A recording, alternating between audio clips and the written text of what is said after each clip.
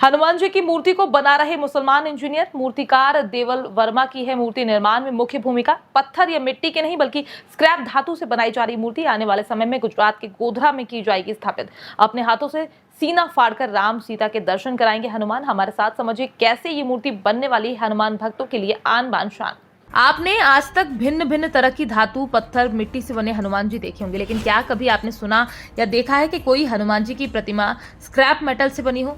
शायद नहीं। लेकिन आज हम आपको एक ऐसी ही प्रतिमा के बारे में बताने जा रहे हैं जो स्क्रैप मेटल से बना हुआ है, जिसकी सुंदरता देखकर मन गदगद हो जाता है। दरअसल बीते समय पूरे देश में बीते दिनों हनुमान जन्मोत्सव बड़ी धूमधाम से मनाया गया। इस दौरान एक ऐसी मूर्ति का निर्माण शुरू हुआ जो आज चर्चा का विषय बना हुआ है। ऐसा इसलिए क्योंकि ये मूर्ति स्क्रैप मेटल से बनाई जा रही है, जिसकी ऊंचाई 8.5 फीट और वजन 350 किलोग्राम रखा जाएगा।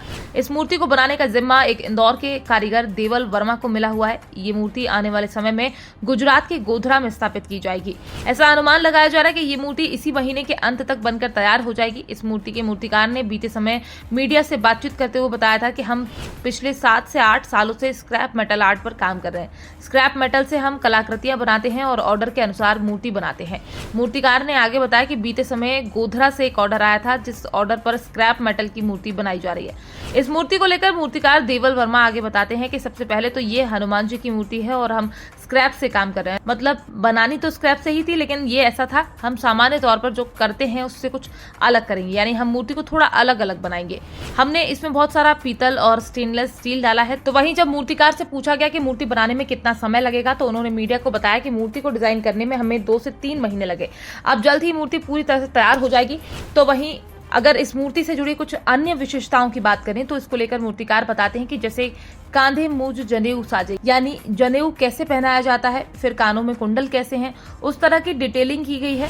कहा जाता है कि श्री राम जानकी हनुमान जी के सीने में बैठे हैं, तो हमने वैसा ही एक स्केच बनाया, उसे डिजिटल रूप से पीतल में उकेरा और एक पेंडेंट बनाया और उनकी छाती पर लगा दिया। इस तरह की डिटेलिंग की गई है। फिलहाल इस मूर्ति को बनाने में 4 लोगों की टीम काम कर रही है, जिसमें Deval Verma, chief mechanical engineer Faizan Khan, chief welder Rajesh Jha और हेल्पर अर्जुन प्रमुख हैं। तो वहीं अगर बात करें कि ये मूर्ति कब और कहां स्थापित होगी, इसको लेकर जानकारी मिली है कि ये मूर्ति गोधरा में बस स्टैंड के पास श्री सारवत रेस्टोरेंट में स्थापित की जानी है। फिलहाल इस समय इस मूर्ति की चर्चा चौतरफा खूब हो रही है।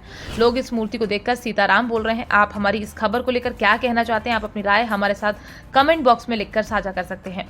ऐसे अनुमान लगाए जा रहे हैं कि जब ये मूर्ति गुजरात के गोधरा में स्थापित हो जाएगी, तब इस मूर्ति को देखने के लिए देश विदेश से लोग आया करेंगे और इस मूर्ति को बनाने वालों की तारीफ किया करेंगे। तो वहीं इस मूर्ति के निर्माण में एक मुस्लिम युवक भी विशेष योगदान दे रहा है, जिसकी चर्चा भी इस समय खूब हो रही है। Bureau report, PDN news.